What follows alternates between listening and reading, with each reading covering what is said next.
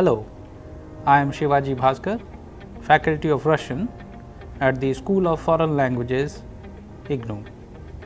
I welcome you all to this course, Basics of Russian Communication Skills, Part 1. As you know that in our previous modules, we have discussed about various aspects of the Russian grammar. We have discussed about certain cases of the Russian case system.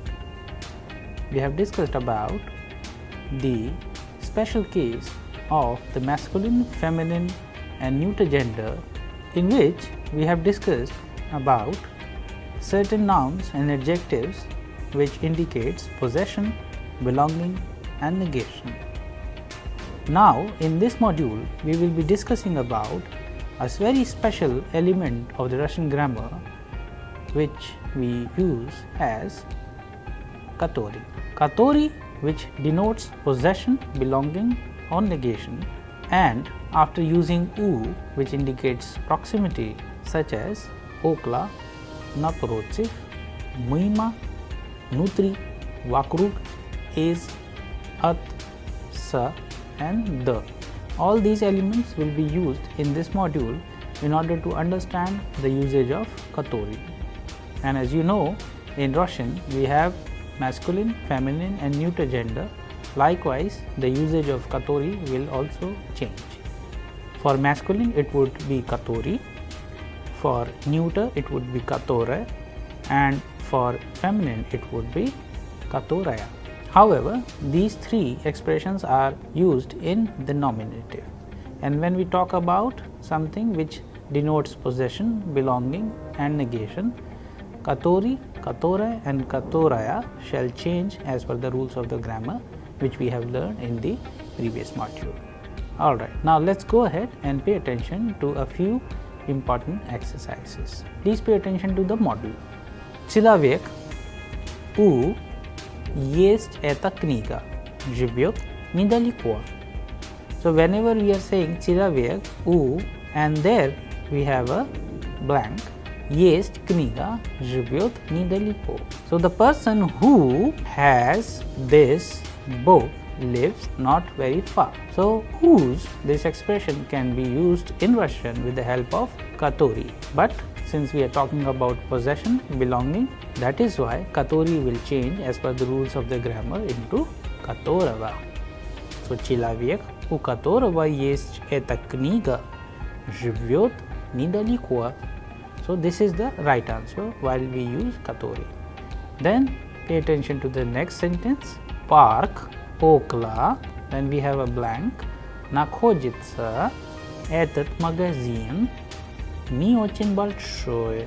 So park около, masculine gender, so katori will change again as per the rules of the grammar into которого находится этот магазин не очень большой. So that is why we are using the usage of katori in different forms. However, in these two present examples we have used katori in masculine, and according to the possession or belonging it has changed to katorava. Now let's go ahead and pay attention to a few more such examples. Девушка. Now девушка in nominative is a word of feminine gender, and like we have learned about how the ending of the adjectives will change, likewise katori will also change as per the rules of the grammar. So девушка blank нет в комнате, работает на втором этаже. So девушка, the girl, которой нет в комнате, the girl who is not in the room, работает на втором этаже, works on the second floor. So as per the rules of the grammar, katori, because it is a feminine gender noun, has changed into katoraya, and as per the rules of the grammar, for indicating possession or belonging, the ending changes into katorai. Now let's take the third example. Rika мимо blank мысли очень красивая. So Rika mima, Rika is a feminine gender word, so katori will also change into katoraya and as per the rules of the grammar in this case will change as который. Мышли очень красивая. Здание. Now we have an example of neuter gender. So здание внутри, then we have a blank, находится эти магазины очень большое. So здание, building, внутри, inside which, внутри которого находятся эти магазины, inside which these shops are situated, очень большое, very big. So this is the complete expression where we have seen the examples of masculine, feminine as well as neuter gender, and we have seen that который, которая, которая is being changed as которого, которой and которого. So I hope that this concept is absolutely clear to you all. Now we shall go ahead and pay attention to a few more examples. Another example of feminine gender. Моя знакомая у blank есть эта книга живет в Бангалоре. So here моя знакомая, so it indicates that my known, it's a female because of the ending моя знакомая. Who, so here который will change into которая, and as per the rule of the grammar here for indicating possession or belonging as которой есть эта книга живет в Бангалоре. So you can also see rest of the examples and change them as per the rules of the grammar which we have learned in this module. Okay, now let's go ahead and pay attention to a few more examples. Театр напротив blank находится наш дом. Очень известный. So театр masculine gender напротив которого находится наш дом очень известный. So likewise you can also change the rest of the examples which we have given to you for the exercises. We are absolutely sure that you would solve them very properly. Okay, now let's go ahead and pay attention to a few more such examples. Центральная почта вокруг, then we have a blank, есть эти магазины находятся на соседней улице. So центральная почта, feminine gender, вокруг которой есть эти магазины находятся на соседней улице. So you can also change the sentences where we have the noun of feminine gender. Now let's go to the next section. In this section we will be discussing about the comparative forms of adjectives. In order to understand the comparative forms of adjectives, which indicates that when we are using two different kind of adjectives, we are saying that this is better than that, this is higher than that, or this is louder than that. So these kind of comparisons actually fall into this category. To understand it properly, let's pay attention to the model. Эта задача труднее, чем та задача. So this task is tougher than that task. So we use чем to indicate the comparative form of adjective. Let's pay attention to the second one. Тот роман интереснее, чем этот роман. So that novel is more interesting than this novel. Then the third one. эта задача труднее той задачи. Here we are using эта задача труднее той задачи. So here we are changing чем into the adjective ending of задача with той. Тот роман интереснее этого романа. Because роман masculine gender, that is why we have used этого романа. So I hope you would be able to make the difference between the usage of чем and replacing them with то, этот and та. Okay, now let's go ahead and pay attention to a few more examples. The comparative form of adjectives трудный, which means difficult, is trudnyaye. So trudni changes into trudnyaye to indicate the comparative form, and both the sentences have the same meaning, which means the task is more difficult than the other. The only expressions of indicating them are different. In first case we have used chem, in second case we have used toy. There is no change in the ending of the word combination tazadacha because of the use of chem, which means then. However, in absence of chem, tazadacha takes the form of chivo. That is why we have changed tazadacha into toizadachi depending upon the usage of the rules of the grammar which we have learned, which indicates possession or belonging. Similarly, the word combination for etatraman remains unchanged and becomes etavaraman because masculine gender, and although both sentences carry the same meaning, the novel is more interesting than this novel. The reflection is simply just to understand the comparative forms of adjectives. Now let's pay attention to some of the adjectives and their comparative form. We have many different kinds of adjectives which we find in different sentences. Now we will compare it. The first one is trudni. We all know what does trudni means. It means difficult. So the comparative form would be trudnyaye, then интересно, which means interesting. Comparative form would be интереснее, which means more interesting. Then быстрый, which means fast, and быстрее, which means faster. Likewise, медленный, which means slow, медленнее, which means slower, бедный, which means poor, беднее, poorer. Then сильный means strong, and the comparative form is сильнее, which means stronger, and slabý, which means weak, and slabее, which means weaker.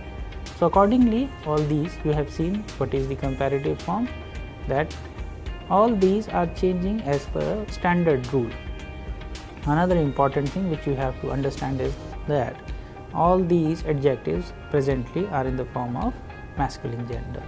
But at the same time, when we are listening to all these changing of different forms of adjectives, now there are some exceptions, like большой.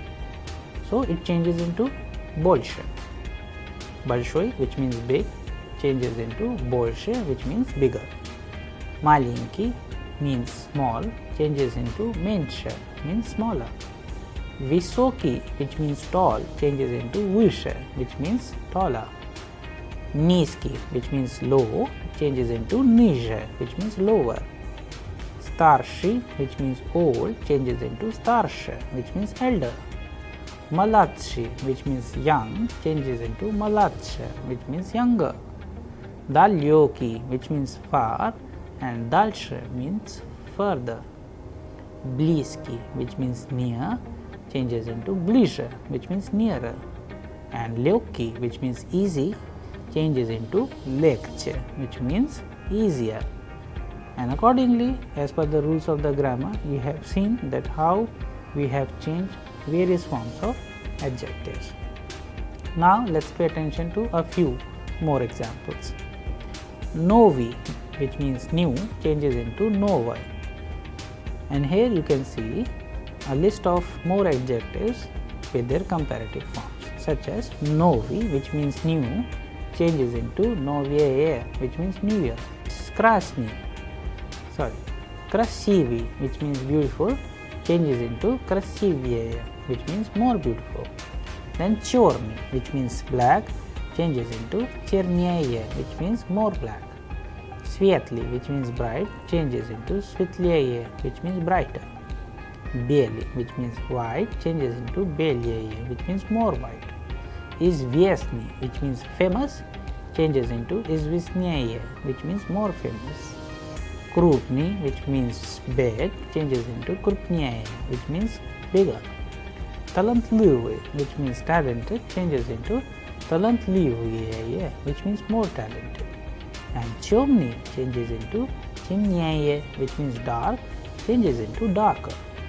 Опытный, which means experience, changes into опытнее, which means more experienced.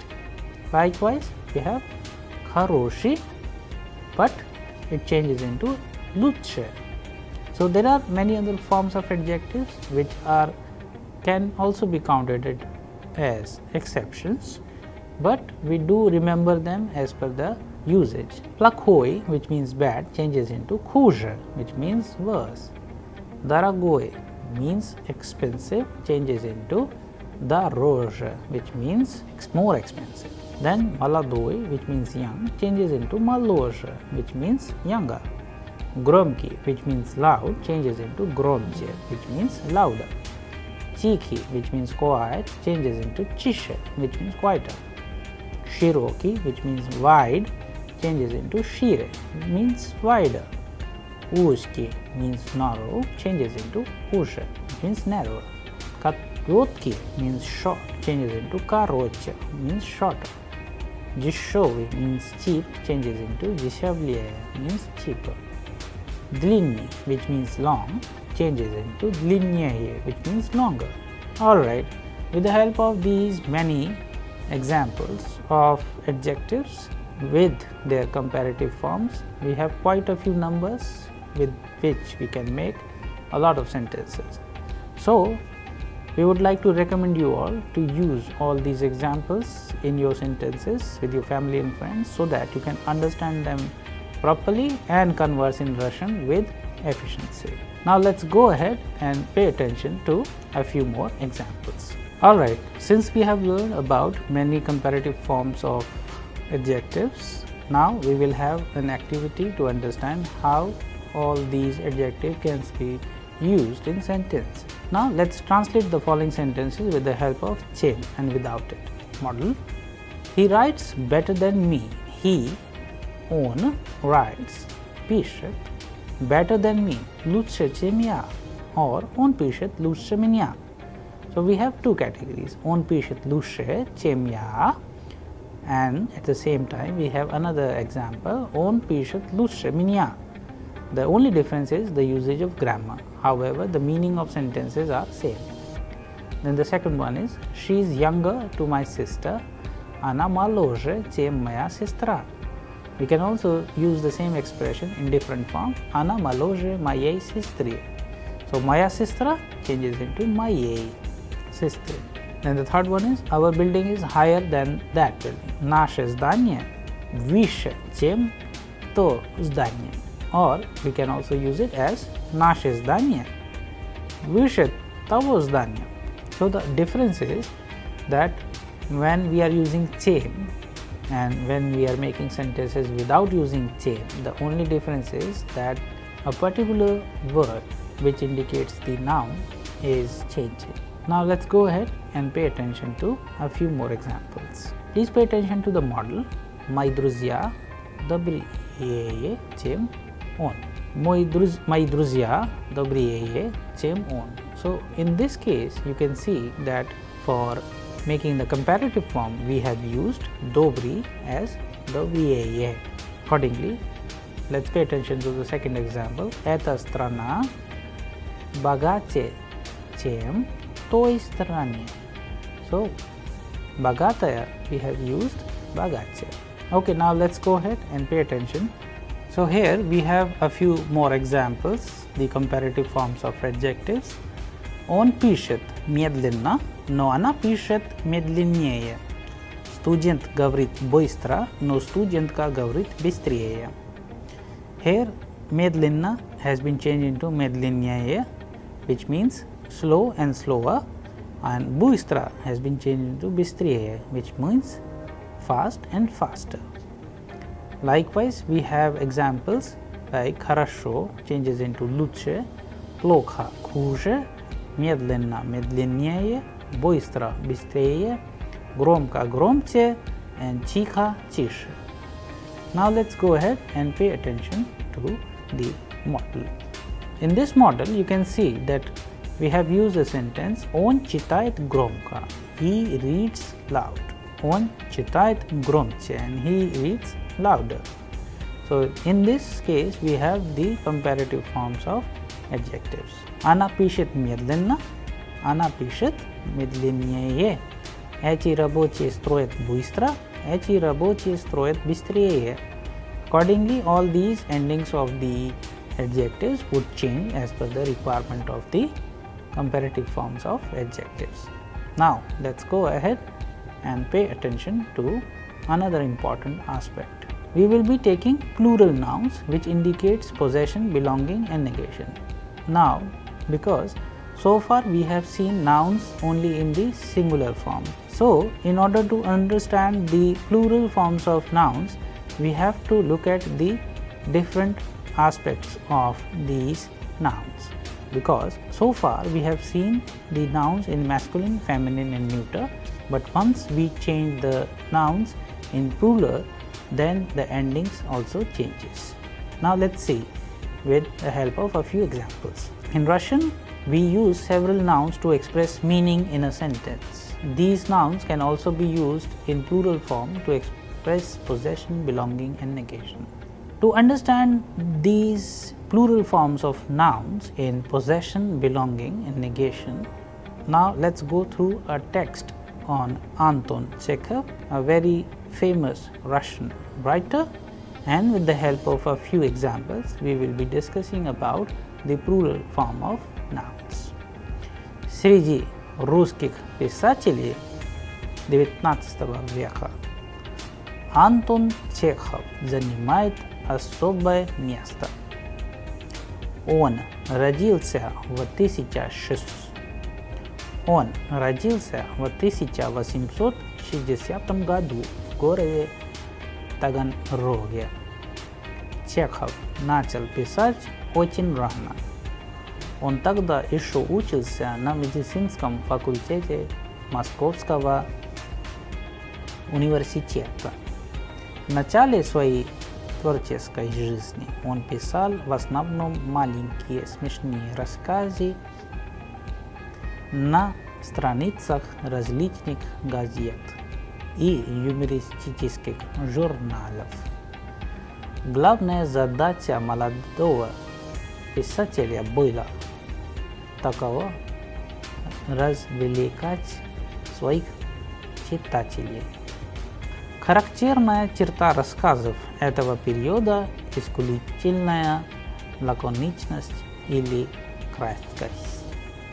Молодой писатель очень любил краткости и часто говорил: краткость – это сестра таланта. Во своих маленьких рассказах Чехов сумел передать очень много, показал разные стороны человеческой жизни, разоблачал разные пороки русского общества тогдашнего времени. Некоторые рассказы этого периода, как «Смерть чиновника», «Толстый тонкий», «Хамелеон», «Маска», носят остро сатирический характер и имеют огромное социальное значение. Смешное в этих рассказах не только развлекает читателей, но и заставляет их задуматься. В конце 80-х годов XIX века начинается второй период творческой жизни Чехова. В рассказах этого периода, то есть в рассказах зрелого Чехова, теперь уже нет острых событий, нет драматического сюжета, нет сюрпризного финала. Показывается жизнь, как она есть. Изображается ее сложность, ее противоречивость. Палата номер 6. Душечка невеста. Антон Чехов также написал великолепные пьесы. Самые известные его пьесы – это «Чайка», «Три сестры», «Вишневый сад» и «Дядя Ваня». Чеховский герой – это самый обыкновенный человек, но в этом обыкновенном человеке показал необыкновенную красоту, красота жизни. Вот центральная тема чеховских рассказов. So here, with the help of this text, we have gone through many plural forms of nouns in possession and belonging. Now let's pay attention to some of the examples. Дом художников очень красивый. So we will have the questions like чей, чья, чье and чьи. So дом художников. Here художник has been changed into the plural form художников. That is why it is plural. Now let's go ahead and pay attention to a few more examples. Комната братьев находится на втором этаже. So brat has been changed into plural братьев. Чья комната находится на втором этаже. Brat takes the form of братьев for indicating possession and belonging. Общежитие аспирантов находится там. Here aspirant has taken the plural form of аспирантов. The question would remain чье общежитие находится там. Аспирантов. Then квартиры друзей очень большие. So here we have друзья changes into друзей and the question would be чьи. Because квартиры. From квартира the plural form is квартиры. So likewise you can also place чей, чья, чье and чьи and use them in your sentences. Now let's go ahead and pay attention to a few more examples. У товарищей есть новые машины. So the question is, у кого есть новые машины? У товарищей. So товарищ takes the plural form. Товарищей. When the question is, у кого? Likewise, у студентов есть другая столовая. У кого есть другая столовая? У студентов. So student takes the form of студентов, which is the plural form. Now let's go ahead and pay attention to a few more examples. Комнаты домов очень маленькие. So дом takes the plural form домов.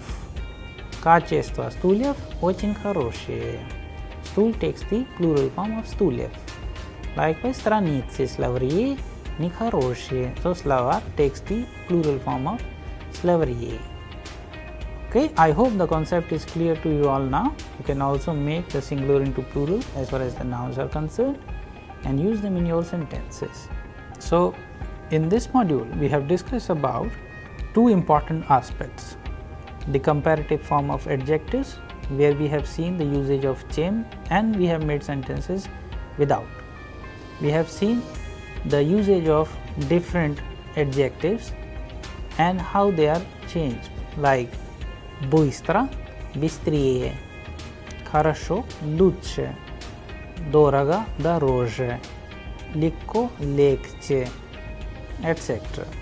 So, we recommend you all to note all these important aspects in your notebooks and practice them with your family and friends in order to understand them clearly. And the second concept was the usage of katori. In that we have seen that how katori as per the gender of the noun changes and how in the case of possession or belonging they are being used as katorava, katorai and katorava for masculine, feminine, neuter. Then at the end of the module we have seen the usage of plural forms of nouns in this particular case. I hope you will remember all these three and will practice in order to understand them in a better way. I hope you all enjoyed it. We will be doing more such exercises in our upcoming module. Thank you.